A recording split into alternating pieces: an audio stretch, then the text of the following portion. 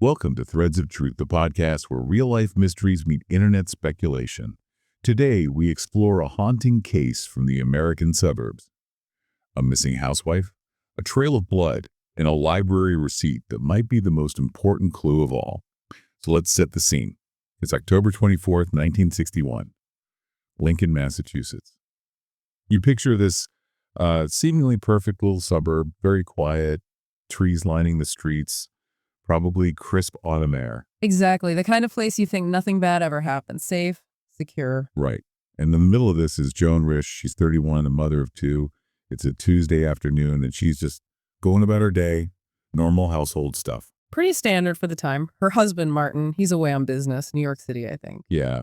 And her daughter, Lillian, she's young, playing at a neighbor's toddler son, napping inside. It really paints this picture of just complete domestic calm. Mm-hmm. Deceptively calm, as it turns out. Deceptively is the word. Because later that day, everything just shatters. Little Lillian comes home. Expecting her mom. And finds, well, she thinks it's red paint at first. All over the kitchen. God, imagine a child finding that. Terrible. Yeah. And the phone receiver is ripped clean off the wall. But her mother, Joan, she's just gone. Vanished. No trace. Just this tableau of violence left behind. But also confusion. Exactly. It immediately screams that something is terribly wrong. And this is where the mystery really begins, isn't it? Mm-hmm. It's haunted people for, what, over 60 years now? Over 6 decades, yeah. And the central question hasn't really changed. Did Joan Risch somehow meticulously stage her own disappearance? Maybe drawing inspiration from something unexpected? Or was it something far more sinister, something violent that intruded into that quiet suburban home? It's that contrast, the ordinary turning extraordinary and terrifying, that makes this case so compelling. So let's try and unpack it. Okay. To really get a handle on this, we need to look closely at Joan herself and reconstruct those final hours. Before we get into the events of October 24th, tell us a bit about Joan Risch. Who was she, beyond being a wife and mother in Lincoln? Well, that's actually a really interesting point. Joan Carolyn Risch, born May 12, 1930. So yeah, 31 when she disappeared. And she wasn't just the typical 1960s homemaker stereotype, not entirely. Oh. She was a college graduate, and she'd actually worked as a publishing editor before having children and moving to Lincoln. Okay, so an educated woman, professional background, that does add another layer. It does. It suggests someone with, intellectual curiosity, maybe a complex inner life that might not have been immediately apparent in her day-to-day routine as a homemaker. Right. But outwardly, life seemed pretty good. Stable marriage to Martin, 2 young kids, nice home. By all accounts, yes. Seemingly stable, seemingly happy, living that post-war American dream in a nice Massachusetts suburb. Which makes the suddenness and the nature of her disappearance even more jarring. Absolutely. It completely upends expectations. Okay, so let's walk through that day, October 24th, 1961, step by step. How does a normal Tuesday morning descend into this enduring mystery? Well, like you said, it started very, very normally. Martin, her husband, left early for his business trip, standard stuff. Mm-hmm. Joan then took Lillian to the dentist, ran some other errands, just life. Any indication of anything unusual then? Stress, worry? Apparently not. There was even a delivery man from the dry cleaners, I believe, who came by that morning. He saw Joan, spoke with her briefly, and later told police everything seemed completely normal. Mm-hmm. Okay.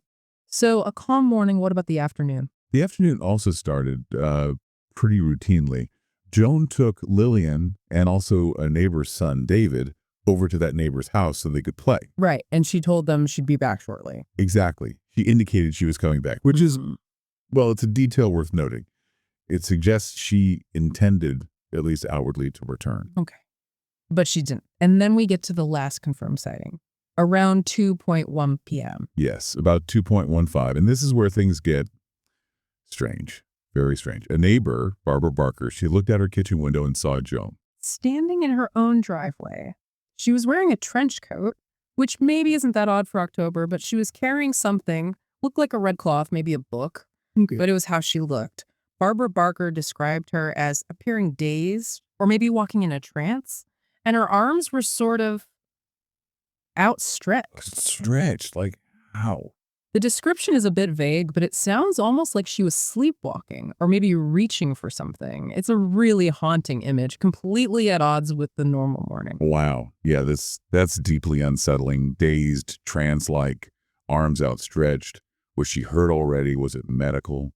So many questions just from that one sighting. Exactly. It immediately casts doubt on everything. Was she under duress? Was she having some kind of medical episode? We just don't know. It's the last time anyone confirmed seeing her. And then the gap until about 4:30 p.m. Right. Around 4:30, young Lillian comes home from the neighbors, expecting her mother, expecting things to be normal. And instead finds the kitchen, the red paint. Yes. She sees the blood, realizes something is very wrong, even if she doesn't understand what.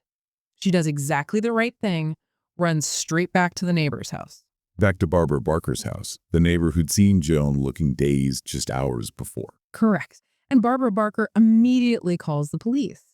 So the transition is incredibly abrupt. From that weird sighting at 2.55 to a bloody empty kitchen at 4:30.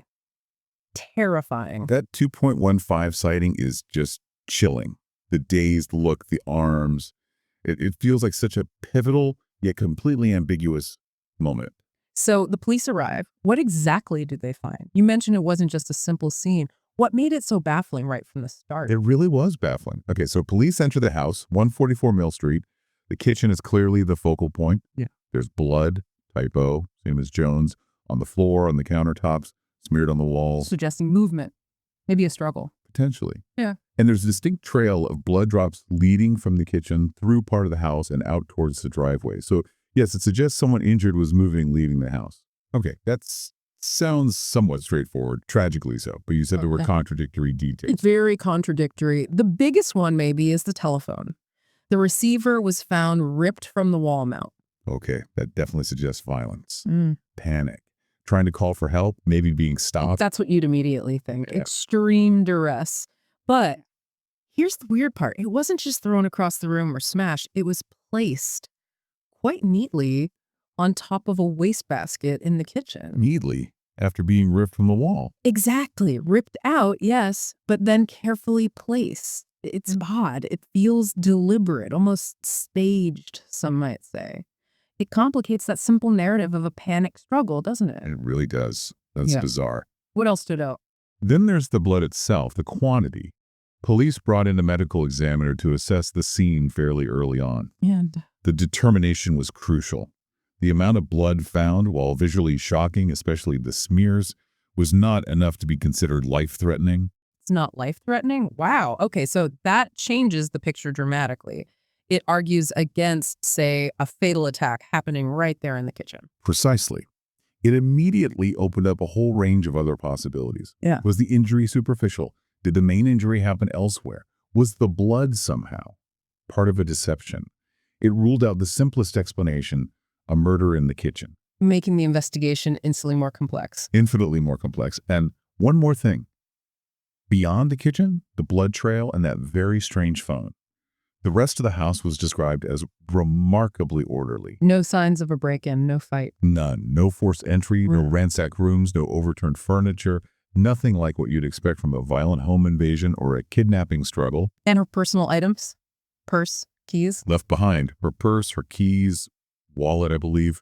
Things you'd almost certainly take if you were leaving voluntarily, even in a hurry. And things an abductor might not necessarily leave. So, summing it up, a bloody kitchen, but not fatally so. A violently ripped phone, placed neatly, a trail leading out, no signs of forced entry or wider struggle, and the victim is gone. Exactly. It's a collection of clues that seem to point in different directions all at once. It defied easy explanation from the very beginning. It sounds like a scene designed to confuse, or maybe just the result of something incredibly strange that we can't categorize easily. Well, this deeply confusing scene. What did the police do next? What were the immediate search efforts? As you'd expect, they launched a major search effort immediately. This was a small, tight-knit community, and this was deeply shocking. They brought in bloodhounds pretty quickly. Okay, standard procedure. Did they pick up a scent? They did. The dogs followed Joan's scent from the blood trail in the driveway Okay. directly towards a local highway, Route 2A, I believe, which was actually under construction at the time. It wasn't a fully finished, busy highway yet. And what happened there? The scent just stopped abruptly, right by the edge of this construction area. Stopped cold, which suggests... Well, the most obvious explanation is she got into a vehicle there, either willingly or unwillingly. Or perhaps the construction debris and disturbed ground simply made the trail impossible to follow further. But the vehicle theory seems strongest. Okay, so the dogs lead them to the highway, scent vanishes. That's a significant, if frustrating, clue. Did anything else emerge from those early searches?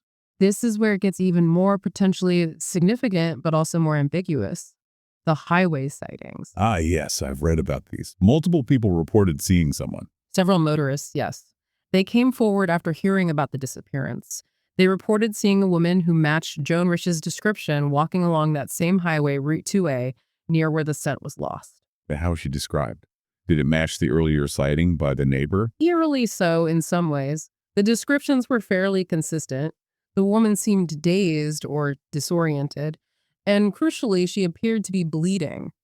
Some said from her head, others mentioned blood on her legs. Bleeding, dazed, on the highway where the scent ended. That seems incredibly important. It fits the non-fatal injury idea, the wandering off. It does. It aligns with the bloodhound evidence, the medical examiner's assessment, and Barbara Barker's sighting.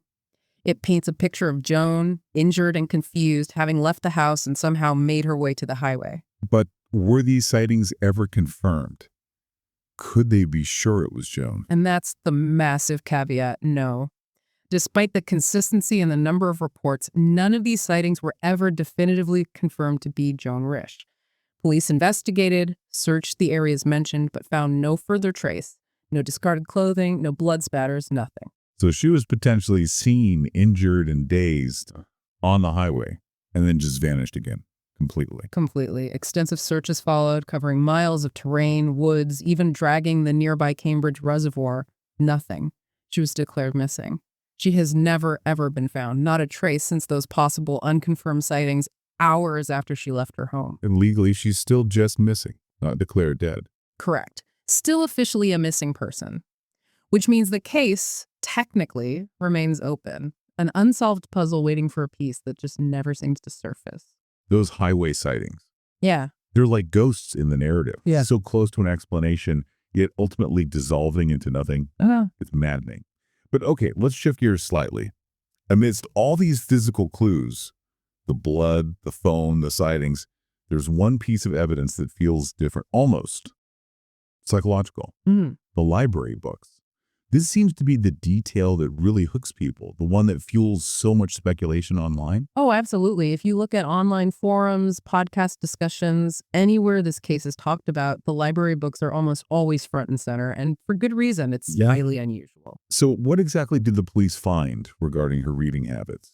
During the investigation, as they were trying to understand Joan's state of mind, her routines, anything that might offer a clue, they checked her library records, and they found something startling. In the weeks, maybe even couple of months, leading up to October 24th, Joan had checked out a significant number of books from the Lincoln Public Library.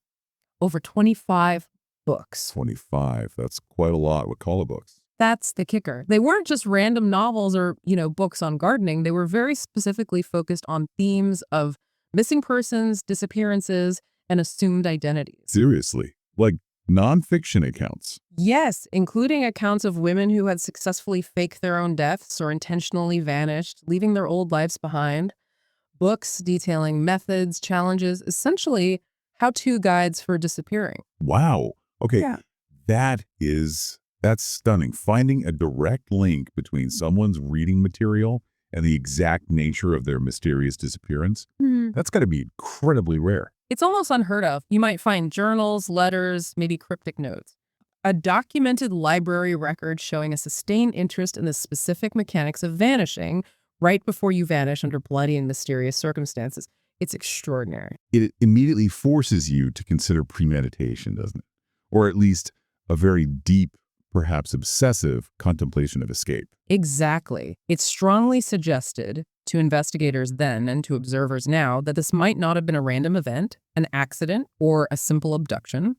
It hinted at a possible psychological element, maybe underlying stress, maybe a fantasy, or perhaps A plan. It adds that layer of potential intent that's missing from so many other unexplained disappearances. It really sets the Joan Risch case apart. Without a doubt, it's the clue that fuels the most persistent theory, the one that keeps people debating her motives and her possible fate. It makes you question everything you thought you knew about her situation. Was she researching? Was she preparing? It's almost like a breadcrumb trail, but leading towards a deliberate exit. It's fascinating and deeply unsettling. No wonder this case continues to resonate so strongly, especially online. How have places like Reddit or true crime communities grappled with this particular clue and the case overall? Oh, it's huge online. You see it constantly on forums like Reddit's Unresolved Mysteries. People create incredibly detailed timelines. They dissect every witness statement, every small inconsistency. There are maps, photos of the house, speculation about the construction on Route 2A. It's a case that really lends itself to that kind of crowdsourced investigation. And the library books are always central to those discussions. Almost always. They form the bedrock of the staged disappearance theory, which is probably the most popular and debated online.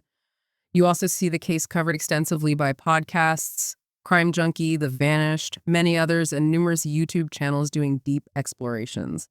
The library angle is just too compelling to ignore. It's the narrative hook. Okay, so let's dive into those theories, the ones that persisted over the years, fueled by the official investigation, but also by all this online speculation. Let's start with the big one, the one the library books point towards. The idea that Joan staged her own disappearance. The gone girl theory. Avalalette. Right, the voluntary disappearance theory. It's captivating because it makes Joan the architect of her own mystery, not just a passive victim. The argument for it hinges heavily on those library books. The reading list is the prime exhibit A. Absolutely. It's hard to wave away 25-plus books on fake deaths and vanishing as just a passing interest, given what happened. It looks like research. What else supports this theory? Any aspects of the crime scene? Proponents point to a few things. The non-life-threatening amount of blood, for instance, could that have been self-inflicted? A superficial wound designed to create a dramatic, misleading scene suggesting violence without causing serious harm. Like stage blood almost, but real. Sort of. Enough to shock, enough to suggest foul play, but controlled. And then there's the telephone receiver ripped out, suggesting panic, but placed neatly. Does that hint at staging? A deliberate touch to add to the confusion? It could be read that way. Yeah. A theatrical element. And the overall lack of struggle in the house. If she planned it, she could have created the bloody scene in the kitchen, then simply walked out, leaving the rest of the house undisturbed. Okay, so the books, the controlled nature of some clues, Yeah. It paints a possible picture. But what are the big problems with this theory? The counter-arguments. There are significant ones, and they're why this theory remains just a theory. First, the method. If you want to disappear cleanly, why leave such a messy, bloody scene? It guarantees a massive police investigation, intense scrutiny. It seems counterintuitive if your goal is just to vanish quietly. It draws more attention, not less. Exactly. Unless the goal was to make people believe she was dead or abducted, to stop them looking for a woman who just walked away. But it's high risk. And the biggest sticking point. The children. Why would a mother, who by all accounts seemed loving and stable, abandon her two very young children? Lillian was just 4, her son even younger, voluntarily walking away from them forever. It's incredibly difficult to reconcile with everything else we know about her. Is there any evidence of a motive? Marital problems? Debt? A secret lover? Anything that might push someone to such an extreme? That's the other major weakness. There's no clear documented motive. Martin Risch was cleared. There were no known major financial issues, no evidence of an affair. Her life appeared, on the surface at least, stable. So why the desperate act? It's the biggest question mark hanging over the voluntary disappearance theory. Unless there was something hidden, undiagnosed mental health issues maybe, Yeah. postpartum depression, even years later. It's possible, of course. Severe depression or another mental health crisis could drastically alter someone's judgment and actions. But without any prior history or diagnosis, it remains purely speculative. A tragic possibility, but not evidence. So a compelling theory based on the books, but with huge emotional and logical hurdles. Okay, let's move away from staging. What about an accident or a medical event leading to amnesia? That seems perhaps less sinister. The accident and amnesia theory is definitely another major line of thought. It suggests Joan suffered some kind of injury, maybe a fall in the house, hit her head. Causing the bleeding. Right. The non-fatal amount of blood fits well with the head wound, which can bleed a lot without being deadly. Then, due to the injury, she becomes disoriented, confused, perhaps develops amnesia. And wanders off in that dazed state. Exactly. This aligns perfectly with Barbara Barker's sighting of her looking dazed and with the multiple highway sightings of a disoriented, bleeding woman. The bloodhound trail leading to the highway also supports this, her wandering off on foot, confused. It creates a fairly coherent narrative for her immediate actions after leaving the house. Injury, confusion, wandering towards the road. It does seem plausible on the surface. A tragic accident followed by disorientation. But what are the problems with this theory? Again, a few key details don't quite fit. The telephone, primarily. If she just fell and hit her head, why is the phone ripped out and placed neatly on the wastebasket? That feels too specific, too intentional for a simple accident scenario. Maybe she stumbled against it. It's a stretch. It requires explaining away that very deliberate seeming detail. Right. And the bigger issue is, okay, let's say she had amnesia and wandered off. Why has she never surfaced? In over 60 years, amnesia isn't always permanent. People get found, they recover memories, or even if they don't, they get identified eventually. For her to remain completely vanished suggests something more than just wandering off with temporary memory loss. It implies she either met with another misfortune shortly after reaching the highway, succumbed to the elements, another accident, maybe picked up by someone with bad intentions, or that the disappearance was permanent for another reason. That total vanishing act is hard to square with simple amnesia alone. So, like the staging theory, it explains some elements but leaves other big questions unanswered. Okay, what about darker possibilities? Criminal acts. These often come up in online discussions too. They do. When the main theories have holes, speculation naturally turns to darker, perhaps less likely, but still possible scenarios. One that gets mentioned, though it's highly speculative, relates to the era. Meaning? The botched illegal abortion theory. Remember, this was 1961. Abortion was illegal, dangerous, often done in secret. Okay, how does that fit? The idea is that maybe Joan was secretly pregnant, sought an illegal abortion, perhaps even at her own home, and something went terribly wrong.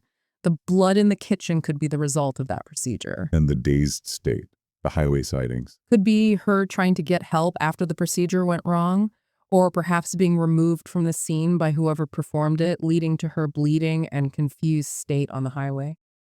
It's a grim possibility, fitting the blood evidence. But is there any actual evidence for this? Absolutely none. Zero evidence she was pregnant. Zero evidence she was seeking an abortion. It's pure speculation based on the circumstances. The blood, the secrecy, the era. It's important to state that clearly. It's an idea born from the lack of other explanations, not from evidence. Right. A theory filling a vacuum? Yeah. What about a more straightforward crime? Abduction? The abduction theory is simpler in a way. Someone came to the house, attacked her, forced her out. The blood and the ripped phone could fit the signs of a struggle, trying to prevent her calling for help. Was there any hint of an intruder? That strange car, sometimes mentioned. There was a report from a neighbor about seeing an unfamiliar car in the area, possibly even in the Risch driveway earlier that day. It's a very flimsy lead, never substantiated, but it offers a sliver of support for an unknown assailant being present. But what are the counter-arguments to abduction? Again, the crime scene itself. As we discussed, it wasn't typical of a violent struggle throughout the house, no forced entry. Orderly rooms outside the kitchen, it seems. Too clean for a standard violent kidnapping. Unless the attack was very sudden, contained entirely within the kitchen, and she was overcome quickly. Possible, but it still feels slightly off. Why leave the blood trail? Why not clean up more thoroughly if it was a planned abduction? And why the neat placement of the phone? It doesn't quite track with a chaotic forced removal. It keeps coming back to those small, strange details that disrupt the simple theories. Exactly. And then, inevitably, online sleuths sometimes circle back to those closest. While Martin Risch had an alibi and was cleared, the nature of unsolved mysteries means people will always re-examine every possibility, look for inconsistencies, however small. Or they consider the stranger at the door idea a salesman, someone asking for help who turned violent. Plausible in theory, but with zero evidence to support it. It just shows how the lack of a clear answer allows any theory to seem potentially viable, even without proof. Precisely. The vacuum gets filled with speculation. So we've walked through the facts, the scene, the sightings, the books, the main theories.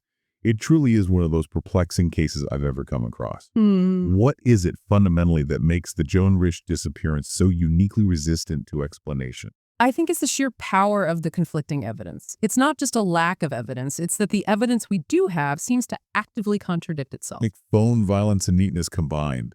Exactly. Or the blood suggesting injury, but not fatal injury. The library book suggesting planning versus the seeming lack of motive to leave her children. Every strong clue seems to have an equally strong counter clue or inconsistency. So no single theory can account for all the known facts without requiring you to ignore or explain away other facts. Precisely. And that's why it endures. It defies a neat resolution. It forces you to hold multiple possibilities in your head at once, none of them fully satisfying. It's a masterclass in ambiguity. And that library trail. Let's circle back to that one last time you said it's almost unprecedented. What does its uniqueness tell us beyond just being a strange clue? It tells us that Joan Risch, unlike many subjects of missing persons cases, left behind a potential window into her thoughts, her preoccupations, in the weeks leading up to her vanishing. It's incredibly rare to have that kind of documented intellectual or emotional breadcrumb trail. It makes her feel more active in her own story somehow, even if we don't know what that story was. Exactly. Whether it was research for a plan, a morbid fascination, or even a cry for help expressed through reading. It gives her agency in a situation where victims are often rendered completely passive. It forces us to consider her internal life, her potential struggles or desires, in a way we often can't in other cases. It's deeply humanizing, even as it deepens the mystery. Let's think about the context again. 1961, Lincoln, Massachusetts. A white, educated, middle-class housewife disappears from her seemingly perfect suburban home. How did who she was and when this happened shape the reaction? It was massively influential. Like we touched on earlier, Joan Risch didn't fit the profile of who people thought became victims of violent crime or unexplained disappearances back then. Suburbia was meant to be the safe haven. The American Dream Fortress. Right. So when this happens, a bloody kitchen, a missing mother in that setting to that kind of person, it hits differently. It generated huge media attention precisely because it shattered that illusion of safety and predictability. It tapped into anxieties about the stability of that idealized suburban life. The idea that chaos could erupt anywhere, even behind the neat facade. Exactly. The lack of a clear motive, the silence from the community in terms of leads, it all just amplified the sense of unease. It challenged that comfortable narrative. And thinking about her specifically as an educated woman, a former editor living that 1960s domestic life. You raised this earlier, but could there have been unspoken pressures? Things society didn't readily acknowledge back then. I think it's crucial we consider that with empathy. We can't know her internal state, but the societal expectations for women then, especially educated women who perhaps gave up careers for family, were immense. The role of homemaker was idealized, but it could also be incredibly isolating, intellectually stifling for some. The problem that has no name, as Betty Friedan would later call it. Precisely. While Joan's life seemed stable, we have to allow for the possibility of internal conflict, of unspoken frustrations or anxieties related to identity, purpose, the limitations placed on women, her reading choices, that deep dive into escape narratives. Could that have been linked? Again, we're speculating, but it adds a layer of potential psychological complexity. It does. It doesn't excuse abandoning children, if that's what happened, but it might offer a context for understanding potential desperation or a mental health crisis that wasn't recognized or treated at the time. We need to be careful not to impose modern ideas, but also not to ignore the very real constraints and pressures of that era. It requires a nuanced, empathetic view. It adds another thread of tragedy to the whole thing. So ultimately, wrapping this all together, what are those core conflicting threads of truth that just refuse to be woven into a single coherent narrative? You have these stark contrasts. The peaceful home versus the bloody kitchen, the violent act of ripping the phone versus the careful placement, the dazed woman seen on the highway, injured but alive, versus her complete and utter disappearance thereafter. The meticulous library research versus the apparent lack of motive to use it. Exactly. And the bloodhound trail confirming her path towards the highway, lending weight to the sightings, but then Nothing. Absolute silence. A void where the next step should be. It feels like the truth must involve several of these threads, but the combination is impossible to determine. That's precisely it. Was it an accident followed by an opportunistic abduction? Was it a staged scene that went wrong somehow? Was it a mental health crisis culminating in a walk away from which she never returned, perhaps meeting foul play later? The evidence supports parts of each, but contradicts other parts. And those highway sightings remain pivotal, real glimpses or red herrings. They feel too consistent, too numerous, and too corroborated by the bloodhound evidence to dismiss entirely. They seem real. But if they were real, what happened after she was seen? That's the black hole at the center of this case. Did she collapse? Was she picked up? Did she keep walking into oblivion? We just don't know. It's the ultimate cliffhanger with no final page. The disappearance of Joan Risch is a mystery that has haunted a community, a family, and countless armchair detectives for over 60 years. A bloody kitchen, a ripped telephone, and a woman who simply vanished into thin air. What story did Joan want the blood to tell? And what didn't she want us to know? It's a provocative thought that builds on all the conflicting evidence we've just explored, leaving us to mull over the true intentions behind those unsettling clues and the tragic silence that followed. Thank you for joining us on Threads of Truth. Next time on Threads of Truth, we investigate a case that went cold for decades until Facebook led to new leads. The 1982 disappearance of Tammy Lynn Leppert, a teenage actress and beauty queen who walked off a movie set and was never seen again.